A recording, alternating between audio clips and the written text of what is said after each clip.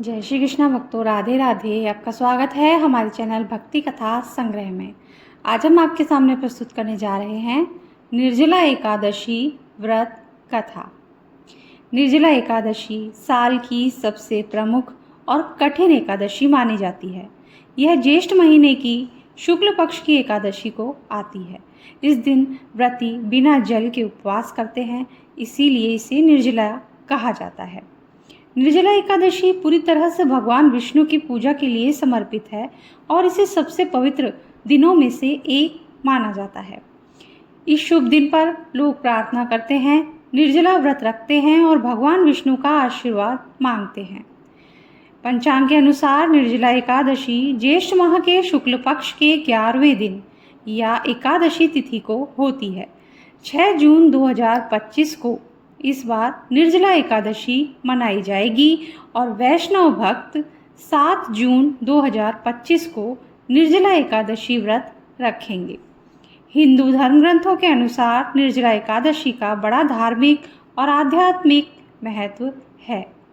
चूँकि निर्जला एकादशी शुक्ल पक्ष के दौरान आती है, इसीलिए इसे ज्येष्ठ शुक्ल एकादशी भी कहा जाता है। निर्जला व्रत बिना भोजन या पानी के रखा जाता है। द्वादशी तिथि पर भक्तों को अपना उपवास तोड़ने के बाद केवल पानी पीने की अनुमति होती है। सबसे कठोर और पूजनीय व्रतों में से एक है निर्जला एकादशी। भक्त भगवान विष्णु से प्रार्थना करते हैं और अत्यधिक भक्ति और शुद्ध समर्पण के साथ इस व्रत का पालन करते हैं। निर्जला एकादशी व्रत कथा का श्रवण या वाचन करने से सभी पापों का नाश होता है। भीमसेन को इसके प्रभाव से स्वर्ग की प्राप्ति हुई थी। तो निर्जला एकादशी व्रत कथा इस प्रकार है। धर्म ग्रंथों के अनुसार एक बार की बात है, शौनक आदि 88,000 ऋषि मुनि बड़ी श्रद्धा से एकादशी व्रत की कल्याणकारी और पापनाशक रोचक कथाएं सुनकर आनंद मग्न हो रहे थे। इस बीच कुछ ऋषियों ने ज्येष्ठ शुक्ल एकादशी की कथा सुनने की प्रार्थना की। तब सूत जी ने कहा, महर्षि व्यास से एक बार भीमसेन ने कहा, हे पितामह, भ्राता युधिष्ठिर, माता कुंती, द्रौपदी, अर्जुन, नकुल और सहदेव आदि एकादशी के दिन व्रत करते हैं और मुझे भी एकादशी के दिन अन्न खाने को मना करते हैं। मैं उनसे कहता हूँ कि भाई, मैं भक्तिपूर्वक भगवान की पूजा कर सकता हूँ और दान दे सकता हूँ, लेकिन मैं भूखा नहीं रह सकता। इस पर महर्षि व्यास ने कहा, हे भीमसेन, वे सही कहते हैं। शास्त्रों में कहा गया है कि एकादशी के दिन अन्न नहीं खाना चाहिए।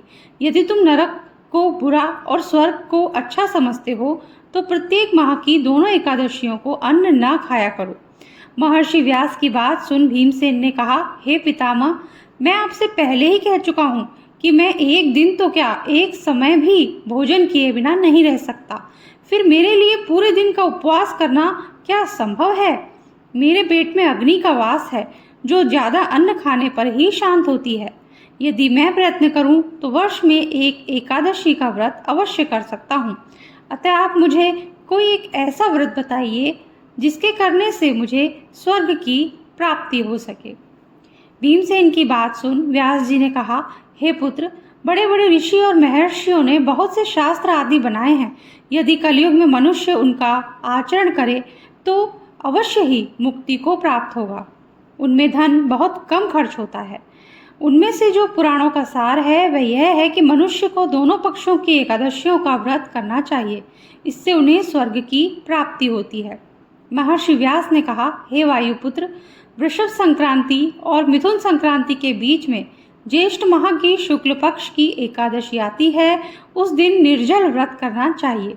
हालांकि इस एकादशी के व्रत में स्नान और आचमन करते समय यदि मुख में जल चला जाए तो इसका कोई दोष नहीं है, लेकिन आचमन में 6 मासे जल से अधिक जल नहीं लेना चाहिए।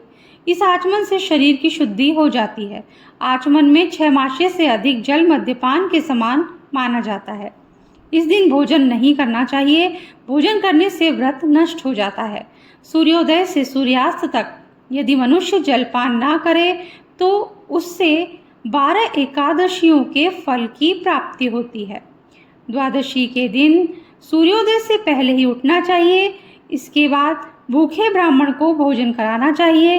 इसके बाद स्वयं भोजन करना चाहिए। हे भीमसेन, स्वयं भगवान ने मुझसे कहा था कि इस एकादशी का पुण्य सभी तीर्थों और दान के बराबर है। एक दिन निर्जला रहने से मनुष्य पापों से मुक्त हो जाता है।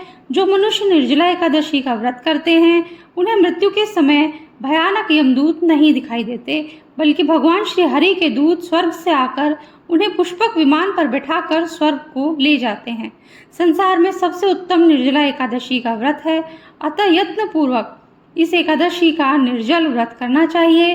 इस दिन ओम नमो भगवते वासुदेवाय इस मंत्र का उच्चारण करना चाहिए। भीम ने बड़े साहस के साथ निर्जला एकादशी व्रत किया, जिसके परिणाम स्वरूप प्रातः होते होते वह अचेत हो गए। तब पांडवों ने गंगाजल, तुलसी, चरणामृत प्रसाद देकर उनकी मूर्छा दूर की। तभी से वर्ष भर की 24 एकादशियों का पुण्य लाभ देने वाली इस श्रेष्ठ निर्जला एकादशी को भीमसेनी एकादशी या पांडव एकादशी नाम दिया गया है। तो अगर आपको आज की ये कथा अच्छी लगी हो तो लाइक कीजिए, शेयर कीजिए और चैनल को सब्सक्राइब नहीं किया है तो सब्सक्राइब कर दीजिए, बेल आइकन प्रेस कर दीजिए। राधे राधे।